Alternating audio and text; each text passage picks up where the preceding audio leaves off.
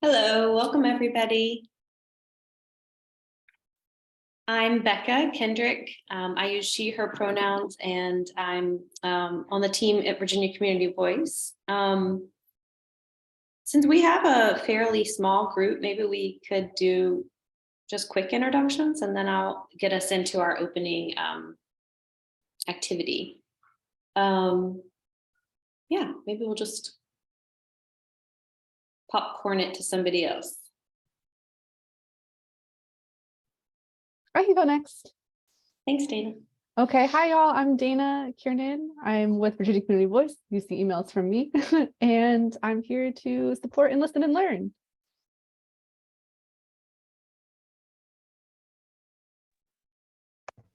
I'll go next. Peace, everyone. My name is Peace Bowles, and I'm the director of RVA Thrives for Virginia Community Voice, and I'm here to support our very first Wednesday.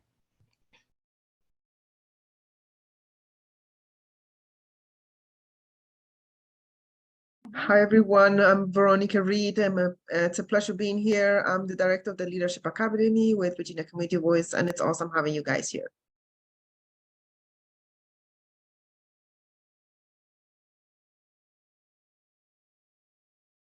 Hey everyone, I'm Leah Winters Gibson. I work with Virginia Community Voice as well, and so glad to be able to start these conversations off. Hopefully you'll feel that they're helpful and just a like low risk place that could just kind of come and share and engage with some of the issues that we're working on. So thank y'all for being here today, and I will popcorn it to Shelly. Oh, do you have your mouth full? I can give popcorn to somebody else. That's okay. I got it. Sorry. Okay. No. I was taking seriously the lunchtime portion of this. It's great. I'm glad you're doing that. I'm glad you're I'm Shelly Barrick Parsons. My pronouns are she, her, and I'm the executive director for Capital Trees. Shelly, why don't you popcorn it to someone else just so we don't. Sorry. Erica. Hi, I'm Erica Sims. I'm with Housing Development Advisors, and my pronouns are she, her.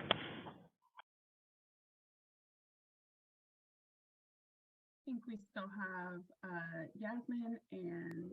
Thanks. Yeah, I'll popcorn it to Yasmin. Hi, everybody. Apologies for my tardy, but my name is Yasmin Gregg. I am the Development Operations Manager at Child Savers. Excited that this group has started back up again. Good to see everyone.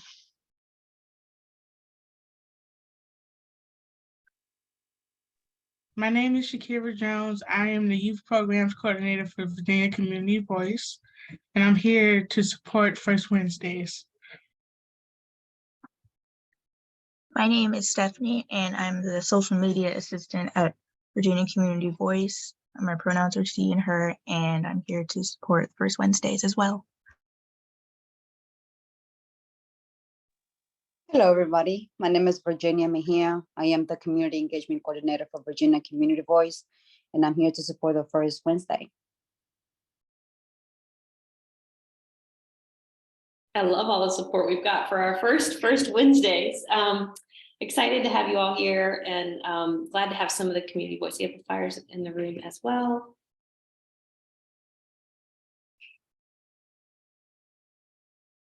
So we might have some more people who join us as we get started, but just wanted to begin our conversation by grounding us a little bit in what the topic is for today.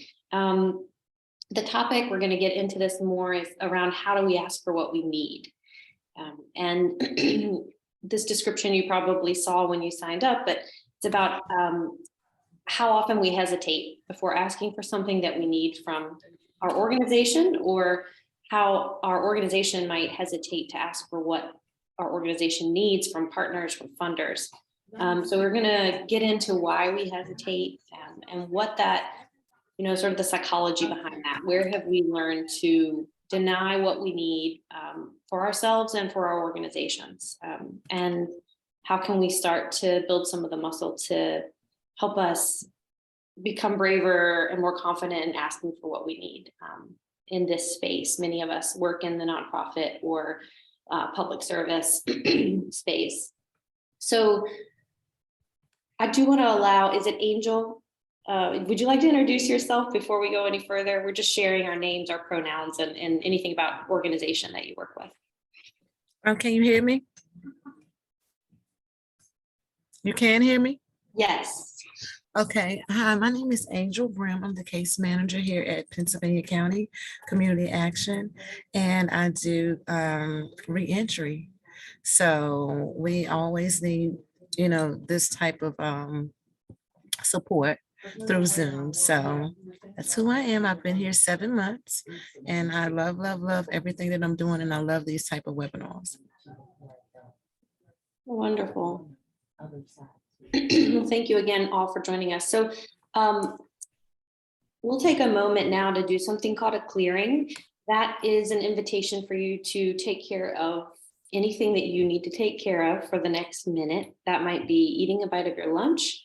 It might be looking at your phone and responding to a text message. If you need to send a quick email, whatever it is that helps you clear your mind, your body, your spirit, so that you can be here in the space. So we'll do that for about a minute, and then I'm going to lead us through a body scan so that we can start to tune in to our bodies. So go ahead, you can turn your camera off if you need, take a minute to tend to whatever it is you need to tend to so you can be here fully in the space.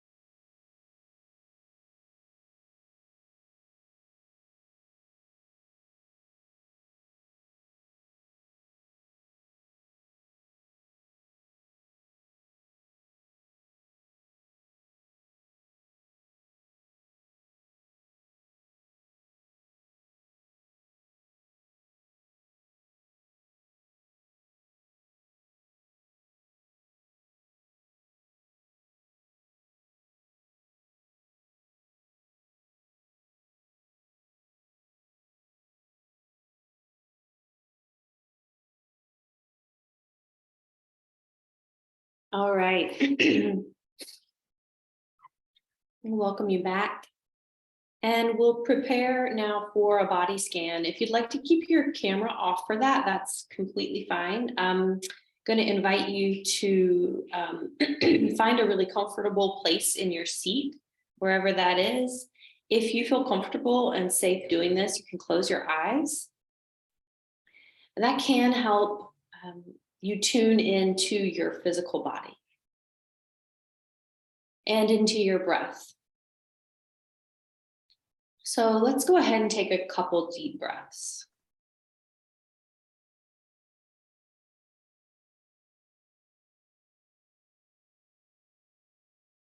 And breathe in through the nose and out through the mouth.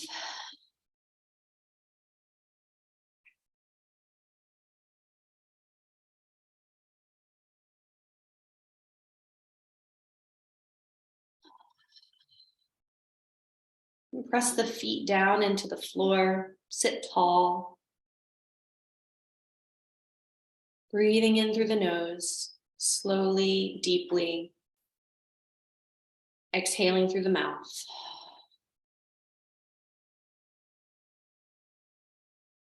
Breathing in.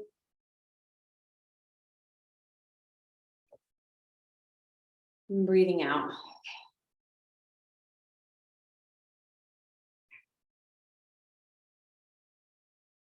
And starting at the top of the head, just notice how the crown of the head feels. Let your mind's eye move from the top of your head to your shoulders. Just noticing how the head feels. Not trying to change anything about it, just observing. And continue breathing in and out. slowly and deeply. See if you can soften the muscles of the face, soften the jaw.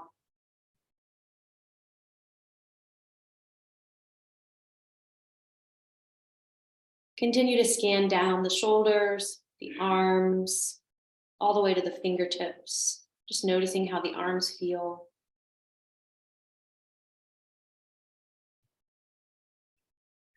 Scan down the torso, past the heart.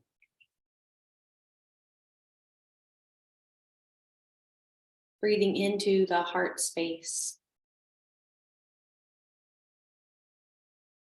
Softening the belly.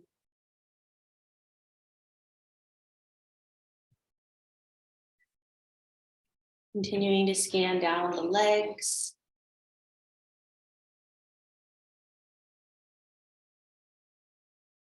Just observing how the body feels.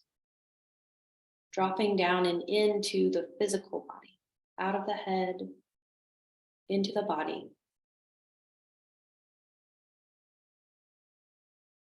Let your mind's eye scan all the way down to the feet, to the toes.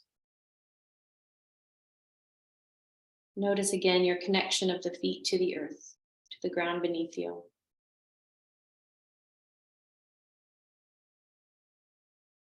Take several more deep breaths in and out. Noticing where you can soften. Noticing where you could let go of a little tension.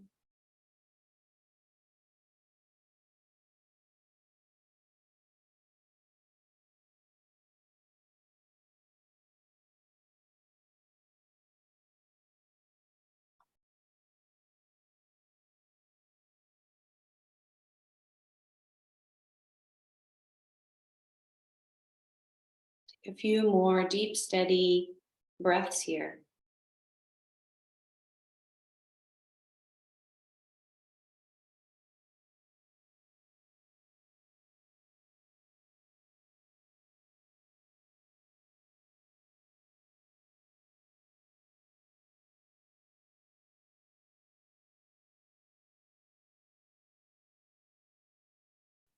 And slowly begin to scan back up the body.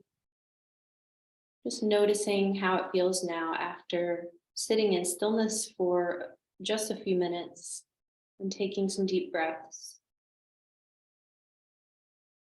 When you arrive back up at the crown of the head, gently begin to open the eyes if you had them closed.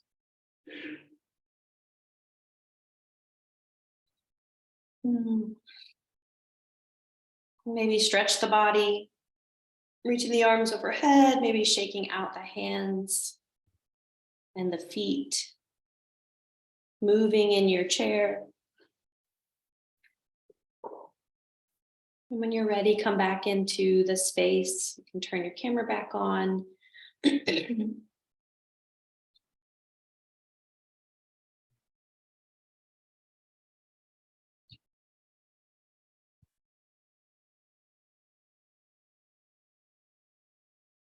Welcome back.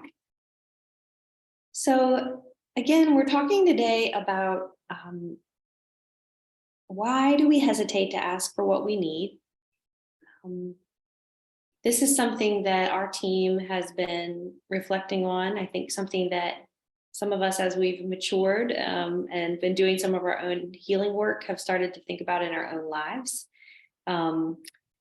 Why do we not ask for what we need? And then what happens when we don't, when we consistently, repeatedly deny what it is that we need, and how that can lead to burnout and how that can lead to suffering for us individually. And then, the parallel being, how does that play out in the organizations that we work with, that we run, or that we're a part of?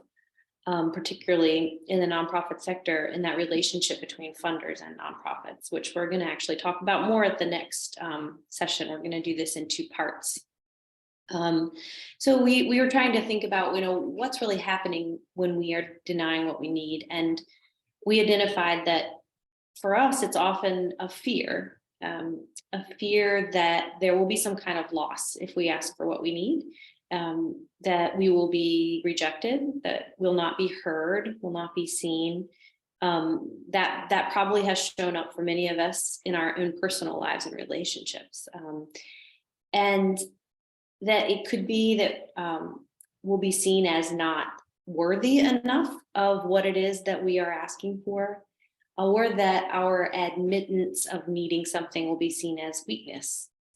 And that'll reflect poorly on us, or at the organizational level or community level, it might be seen as a reflection, a poor reflection on our work or on the community, and seen as a weakness if we admit, okay, this is what's not working for us and why.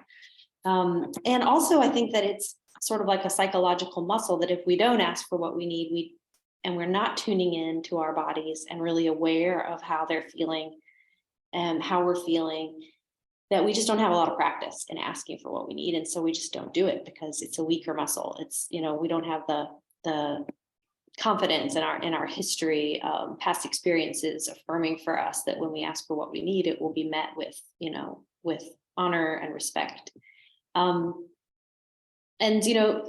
sometimes it can be frustrating. You may have had this experience where someone says, well, you should feel like you can ask for what you need. Like, we want this to be a safe space, but that feeling of safety has to be earned, right? It can't just happen overnight. There has to be some evidence that the person or the organization that you're working with is going to respond to what you need in a way that does not, further exacerbate the problem, that does make you feel like you're being seen and heard. And that can be really hard in the work we do, because the work that we do feels really urgent. We often feel like we have to be moving really quickly. Sometimes the things we're doing can be very triggering to us psychologically. And so there's often this feeling like, I can't get what I need, I'll have to make do. And there's often this like sense of urgency, sort of like rushing, moving really quickly, to try to get as much done as we can, particularly in this space where we're trying to address like really important and big issues. And something that comes to mind when I think about an antidote to this is really slowing down. I have a 3-year-old, and the other day I was rushing around in the morning, getting ready for school and preparing his lunch. And he said to me, because I get really frantic and activated, I'm sure there's some other moms and parents in the room who can understand that activation, especially in the mornings, and you feel like your body just heats up and your heart rate goes up. It's kind of the exact opposite of what we just did with that calming body scan. And my son looked at me and he said, "Mama, slow down." And I was like, oh yeah, you are so right. You are so right. He's like, I go slow, watch. And then he just ate his cereal so slowly. And I was like, yeah, I know you go slow. I know, that's one of the reasons why I have to rush so much. But it was just such a like poignant reminder that we can't ask for what we need unless we know what we need. And we have to know what we need takes slowing down and tuning in. And our little ones are great reminders of that. So I'm going to pause and transfer over to Leah to share a little bit more about her own perspective on sort of like what comes up when we think about why we don't ask for what we need, and then what it takes to slow down and tune in so that we can start to, get what we need for our own bodies, and then our own, the organizations that we're part of. Yeah, I think this conversation, and this is really meant to be conversational, so y'all feel free to just jump in. Like, this First Wednesdays thing that we're doing is really about having a space for people who are trying to do community engagement, or trying to try and have a sense of like, what does racial equity look like? Where do I fit in the space, and healing work and all of these things.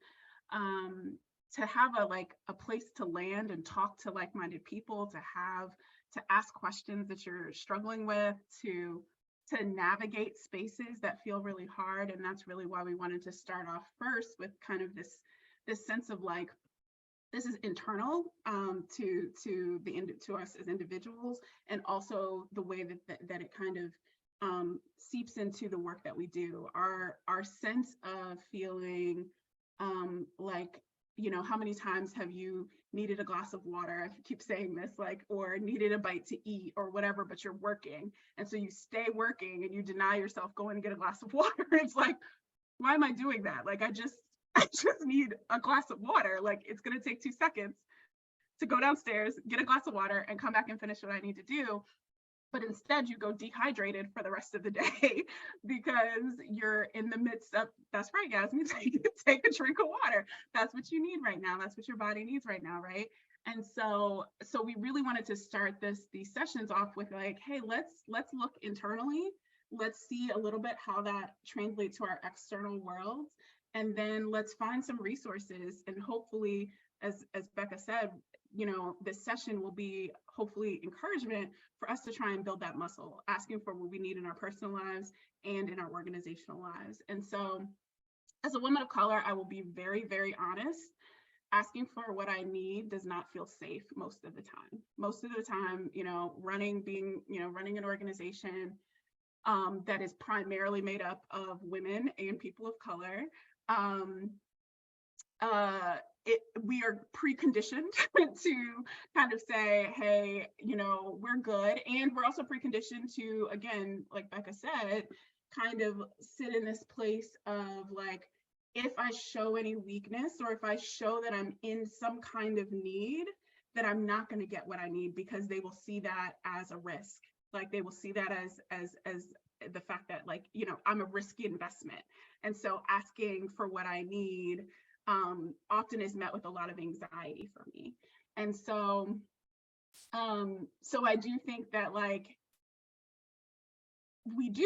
I spend a lot of time suffering. And, you know, I've had people in the past in the work that I've done just say, what I'm doing is not worthy of investment. It's not worthy of support. It's not worthy of these things. And so it feels even more, you know, I feel even more wounded in these spaces. And so it makes it even harder for me to ask what I need. On the other side of this, it's almost like, and we keep talking about this, this quote that actually really forged my my way into community organizing 12 years ago when I started doing this work, which was, you know, if not you, who? If not now, when? Right? It's this sense of urgency that we buy into, right? Because it's like, yes, I'm important in this movement. I need to be here. This is for me in this time. I need to be the one doing something about these problems. And so, yes, I'm going to step up, right? And there's urgency around that, right? We have created a society, and we, I hope, you know, everyone is comfortable with talking about white supremacy cultural norms. We do talk about that a lot in our work. If you would like some resources on how to talk about that, feel free to reach out. Also, we have free public trainings where we talk about it a lot. So feel free also to join us in those spaces. Yes, and urgency becomes stuckness because you get into this place of urgency, like, okay, if not me, who? I'm the one who can do this. If not now, when? It has to be done now. And so you jump into this place of urgency, but then the reality of our world, we're in this urgent world, but then we also, in general, I've run organizations in the past where I've been woefully under-resourced, incredibly overworked, and just languishing because I'm moving things forward, but I'm also, it's taking a toll on who I am. And so just thinking about those things as we get into this space where we're trying to be more clear about what I need. And so stopping and slowing down. I love that Avery kind of said, mama, slow down. Like that is exactly what we need. Like I'm thinking about this morning, I had a meeting, and so I had out of my house, which is also still kind of rare for me, but I had to run to this meeting, and I didn't really get a time to, you know, to spend any time with my son.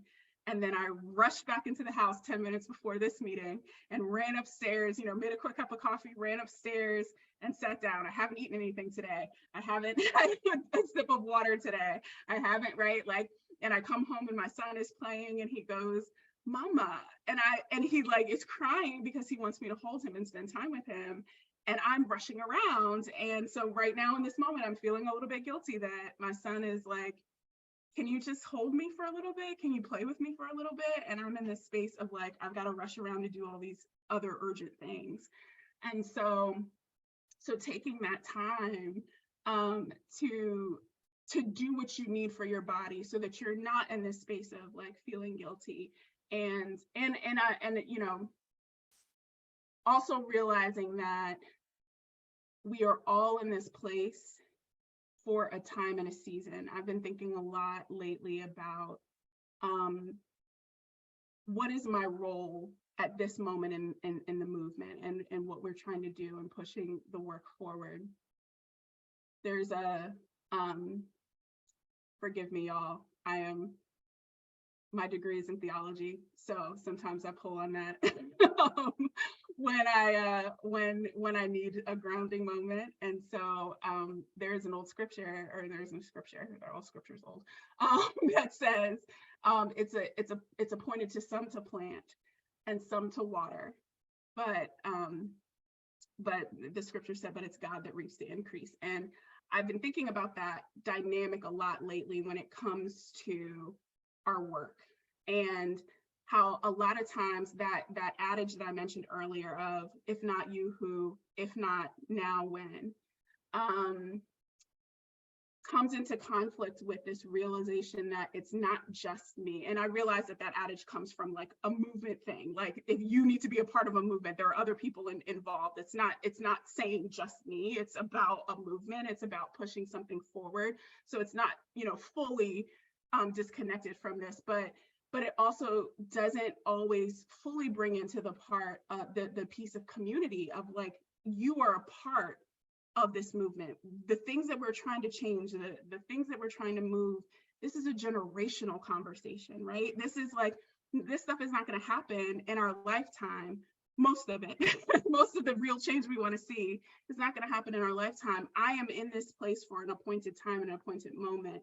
So like, I'm a waterer and I need to kind of think about where I am this moment and be planning to invest in whoever's coming next, because I know it's not going to only be me. And so how do I think about this reality that we are in a communal space and we have one role in this movement. It's not us having to do everything, which I think a lot of our culture, again, white supremacy culture, focuses on an individualistic mindset that it's me and I'm the one who does it, and I move mountains and I carry the burdens and I do all of these things. And so as we were thinking about this topic and really just wanting to open up conversation with you all about how you've experienced this sense of like, am I worthy to ask for what I need? How do I ask for what I need within my life, but then also organizationally, what you know, and I think a lot of times when it comes to like funding and things like that, and we'll get into the funding piece later, we just kind of say, we're going to accept what we're given, not ask for what we need, right? Because funders are really clear oftentimes when it comes to resources for organizations, like this is how much money we're going to give you. You can apply for up to this much and that's the cap, right? but that might not be what we need for the thing we're doing. Like we were just talking the other day about a funder saying, oh, we want the money we give you to cover everything that the project is doing. And if it doesn't cover everything, but it's like, well, $25,000 isn't going to cover everything. It's a $150,000 project. So no, but give us the money so we can get closer to our goal, right? And so like, instead of having it being more conversational, it becomes this is what you can have, even though that doesn't really get us to what we need. And so thinking about those conversations, and hopefully next, actually we already have a confirmed funder to be a part of our next conversation, to kind of talk about how can we think about this from a funding space and getting the resources that we need to our organizations. But so those are just some of the things like we've been thinking about. Becca and I have kind of started these conversations, and it hit both of us so significantly when we started talking about this being about our worthiness, this being linked to who we are and why we choose not to ask for what we need. The nonprofit world is primarily women, clearly from this call. We are socially conditioned to kind of sit back and not ask for what we need. And then on top of that, women of color being even more conditioned to carry the weight of the world on our shoulders, the change in our community on our shoulders, all of these things. I also want to say that I know that this can be I remember when we started talking about this, I got very emotional thinking about like the ways and the times in my life that I don't ask for what I need. It's okay in this space to be that way. I know we're at work, and so it feels like we're at work. Can I cry at work? You can cry at work. I cry at work all the time. It's okay. In this space, it is safe to be that. We want to make sure the container is big enough to hold the things that we're talking about. And so feel free to like have whatever emotion, whatever you're feeling, whatever you need in this moment, feel free to do that and feel that. But we just kind of want to open it up for like what your experiences have been and asking for what you need when you've chosen not to, and what that has done to you or to your organization or to even just your physical body. And when you choose to push through it and deny yourself what you need, it can be as you know, small a thing as not drinking enough water, but we know that the end result of that is you're dehydrated. Your body doesn't have what you need. So it's not really small. It's you know, it's a big thing. Or it can be saying like, I really needed a raise and I didn't ask for it, and now my family is suffering in this way, right? So like just talking through like what experiences y'all have had in some of these, and hopefully Becca and I are not alone in feeling like we don't ask what we need, and we're struggling, you know, to, you know, do all of these things. So yeah, I just wanted to open up the conversation and let this be a place for kind of connection in that way. I don't mind jumping in first. First of all, this conversation is like, it's very timely. And then also it applies like in all aspects of my life. So appreciate you all for having this conversation. But as far as on the work side of things, so at ChildFirst, I'm the chair of our cultural responsiveness committee, which is like the committee that oversees like the diversity, equity, and inclusion initiatives for the agency. And we've gotten to a point where we've gotten really good at kind of creating like interpersonal connections with people as far as DEI, but as far as like agency-wide systems change, people are like, that's what we're ready to see. And so we even did this survey last year, and our leaders were able to see the feedback that staff had. It's just like people feel like we're on the right track, but people are ready to see like policy and procedural change. Like for an example, like at our agency, we still do not have any type of parental leave, paid parental leave policy, and we're an agency that serves children, and we're made up of predominantly women. Not to say men don't deserve it either, but parental leave for any type of parental figure. So that's just one example of the ways that we're kind of archaic and old school in some of our operational things. And so it's kind of, and it's been heard, like we've said, hey, this is what the staff say they need. And it's like, okay, yeah, we're gonna get to it. We're gonna get to it. And nothing really happened. And so small, tiny things did, like our committee was able to get a budget this year, which is really good. So we've been able to implement more strategies, but they're still just kind of like starting a book club, doing more trainings regularly, like things that are good touch points, but still aren't addressing like what staff said they need as like systemic change within the agency. And so, and also I'm kind of one of the only active members on the committee. Like it's a committee of like 20 something people, but like people show up when we meet once a month, and then like nobody really has much to say. And it's just like, then it kind of leaves me like, okay, I'll plan this, I'll do this, that. And I found myself like taking on a lot when I have, you know, other duties too, just like everybody else. And it was breeding a little bit of resentment too towards my colleagues. And I was like, let me just find a way to say what I need from them. Like, and so last month we had a really productive conversation with the folks who were on the call. And I just said, hey, what do you could commit to? Like, first of all, like, what do you like about this committee? What do you love about CRC? What are you passionate with it? And then from that, what can you commit to do for like maybe in March, April? One thing that you can do, whether that's helping with, like this month is Women's History Month, last month was Black History Month. So like we have type of different recognitions that we do, and we post information and stuff, our lobby and on our Microsoft Teams and things. So people's like, oh, I'll take that, or I'll do this. It's just like, and the people just needed some type of more structure to be able to commit to doing something, rather than us just being on the call and saying, okay, so what ideas do you have? Like, they didn't really respond to that. They more so responded to targeted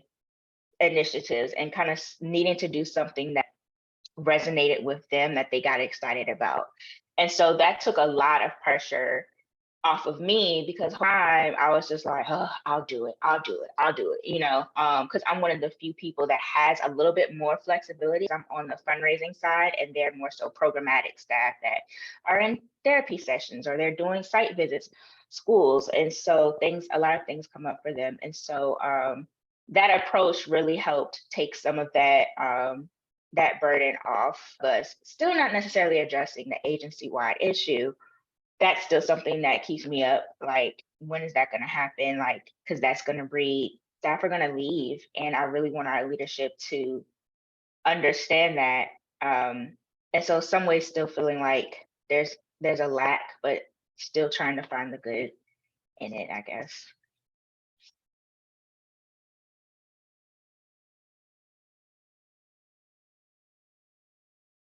Thank you for that, Yasmin.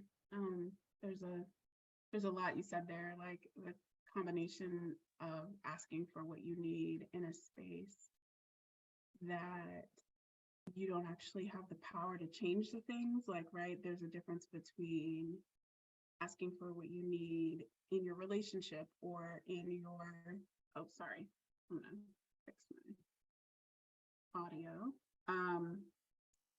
You know, asking for what you need, is that better? In a relationship, or and you know, or just getting what you need when you need food, or when you need, right, like those kinds of things.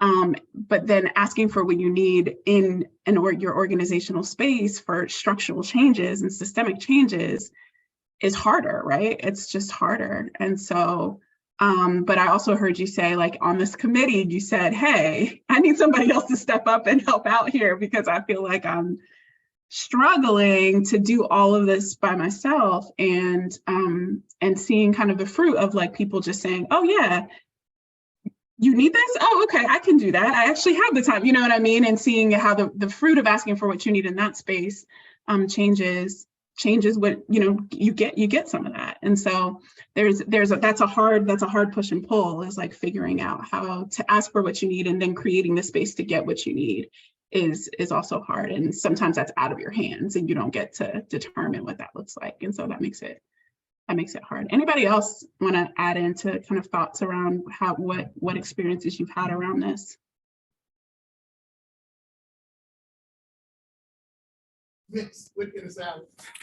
Okay, so for me here at Pennsylvania County Community Action, it's a really good group that I work with. So I don't really have a big issue with getting the things that I need, as long as I can show, like, how is this going to work? How is this going to, you know, benefit the company? And if they know that for sure, because you know, evidence-based practices, seeing how things have worked in the past, they don't have a problem with it, to be honest. Does that happen everywhere? No. But then it goes back to what Becca said. I mean, you want to feel safe. I want to feel like I know that if I ask them for anything, then if they know there's a need, then they will do that. But if I didn't have that type of support, then I would probably not ask, because it will be a dead end. So a lot of times, if we feel like it's a dead end, we just won't do it. This type of thing can be here at work. Here it shows up in life, period. And so I want to say that I feel really good about that. To piggyback off of what Yasmin was talking about,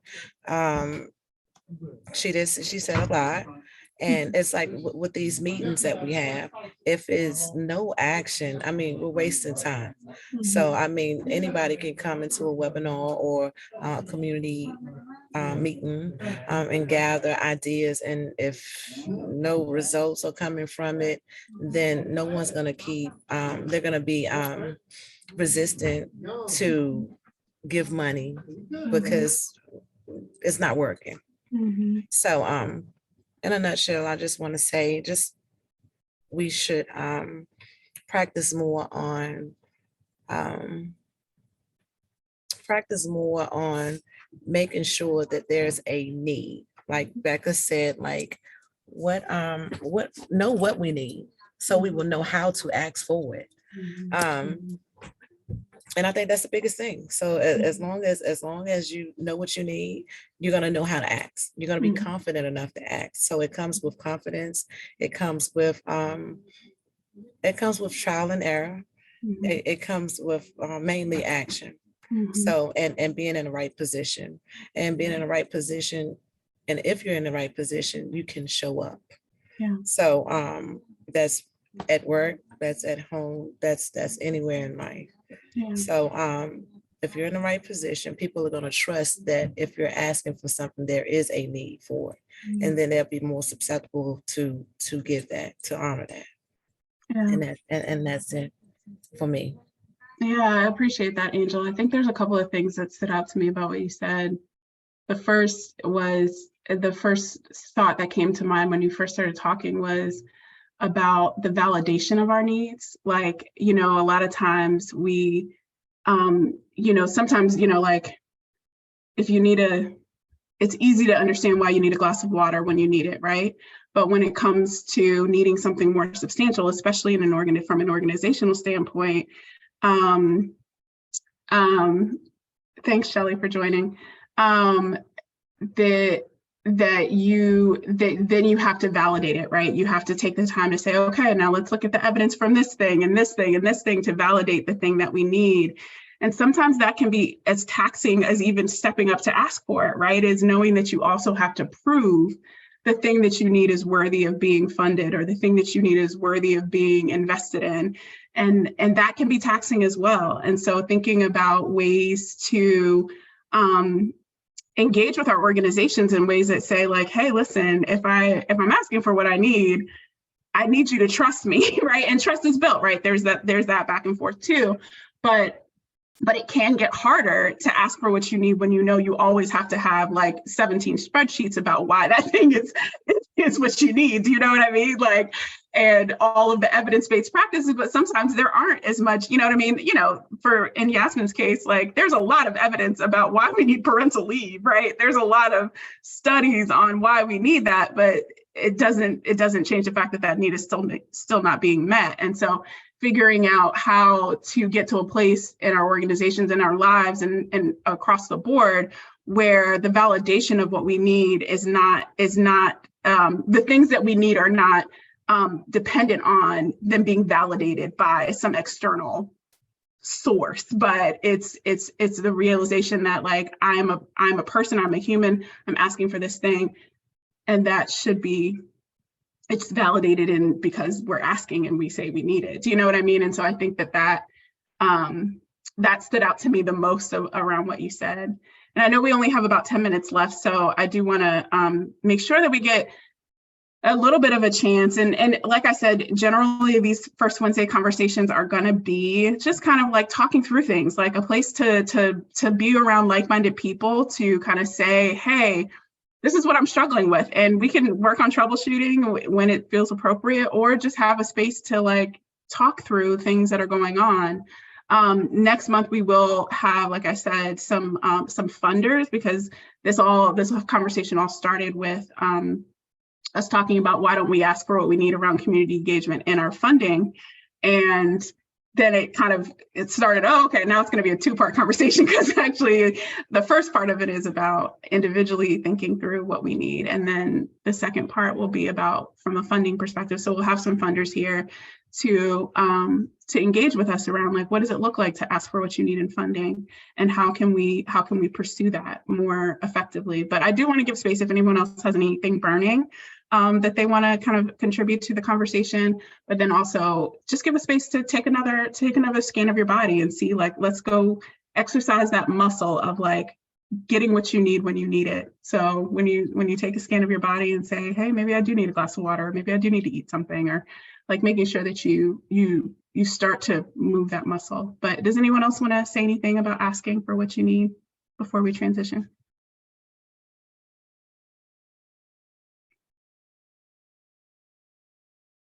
Cool. Oh, go ahead, Virginia. Oh, I was just going to say this conversation got heavy. Uh-huh. I was not expecting this. And I used to think that I could ask what I need in a way that is like receive and as in like as I'm being needy. Mm-hmm. So I'm still working through that, like, how do I ask that I don't sound needy? Mm-hmm. Also, that thing of like not rushing when you have a child. Because lately I have been like reflecting, like every morning I'm rushing Daylene. Every afternoon I'm rushing Daylene. Like I gotta to go to practice. I gotta rush Celine to the homework. I have to rush Celine because I have to go to the gym. Dinner, like you have to eat, you have to shower, you have to go to bed. Like this routine that is always being rushed. Yeah. So it's like, how do I step back and kind of like ask her what she needs, not to feel rushed, because I can see all over her face, but she's not gonna tell me. It's that tricky. Like, how do I ask? And how do I also make my daughter feel comfortable to ask me to slow down? Or to tell me, you are rushing me, you need something to do. Like, so like, yeah, this conversation got heavy. Good. Well, I mean, that we anticipated that it might, and I think that's such a huge thing about like the slowing down piece is something I have to practice every single day, and I rarely get it right, like very rarely. But then also this sense of like, if I'm rushing, then I'm not attending to my needs either, and I'm plowing through life without a real sense of direction because I don't even know what's going on. I'm just like going from one thing to the next, to the next, the next, and that's just how life ends up being. And so I do think that I appreciate that. Virginia, because I do think it's a huge piece of, and then we practice that. We practice that in our life at work, in our life everywhere. We practice that sense of like, okay, we're just going through the motions. We're not actually tuning into anything. Veronica. Yes, I think that at the end of the day, I do a lot of things with the Hispanic community mental health, and I have been in the field for many, many years, and not that I know it all, because we all have such a unique experience. We all bring something to the table. I just want to point out that in our current culture, it is incredibly difficult to ask for help because it puts us in a vulnerable situation. And nobody likes to be vulnerable, because I struggle with this myself because I'm incredibly private. I learned how to do that as a survival skill when I came to the United States, and just like most of us have done that. Like we have all, there is nobody, not one human being in this place or anywhere else that has not experienced trauma, adversity, hardship, or losses, right? So you learn how to keep it to yourself, because when you ask for help, like you pointed out, people were not able to understand who you are. They are not in the capacity at times. We cannot communicate that successfully either. Like as an immigrant, I never, or as a black person or whoever you are, like you can really successfully explain what happens in the last 100 years of your family story and all the traumas that come with it. But especially in the United States at this time, I think being vulnerable is incredible. It takes courage. And I encourage us to be vulnerable and to be open, because it is incredibly important to be open for people to help us efficiently and for us to overcome barriers.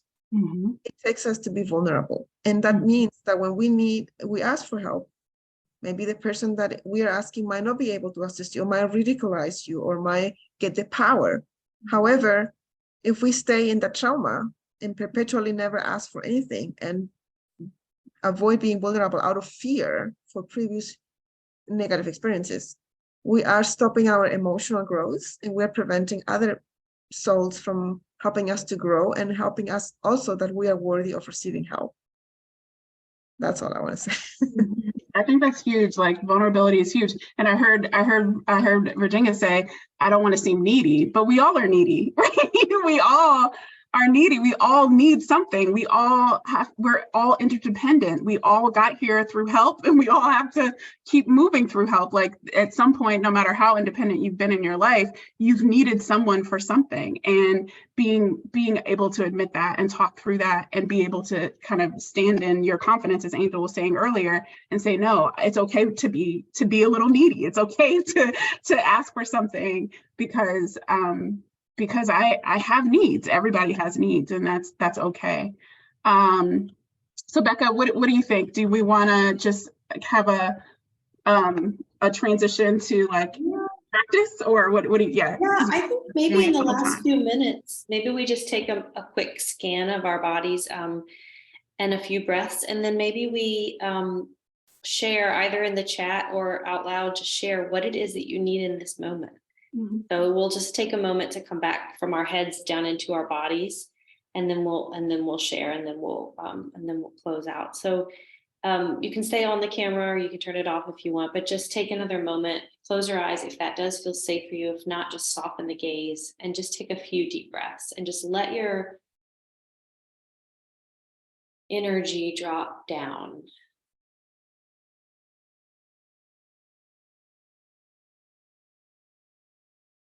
Breathe in through the nose. Take a big breath out through the mouth.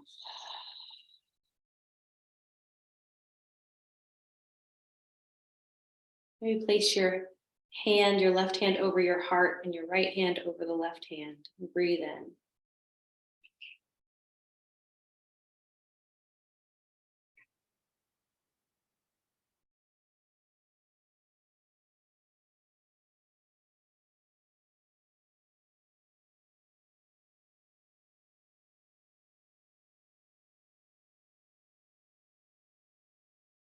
The head might be spinning, you might have a lot of thoughts. Maybe there's emotions that have come up. We're not ignoring those or pushing them away, we're just letting them be there, and we're dropping down and into our physical experience, into our body.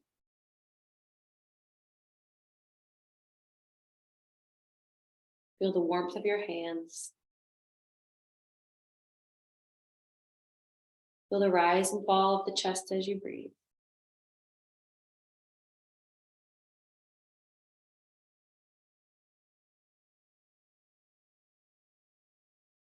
And then gently open the eyes, or you can keep them closed. And if you feel comfortable sharing in these last few minutes, let's just all practice naming what it is that we need. I can start. I'm a nursing mama and I need to go pump. That's what I need to do. That's what my physical body is telling me I need to do.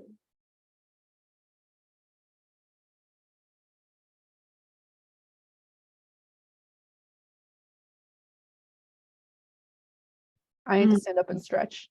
I need to go kiss my son.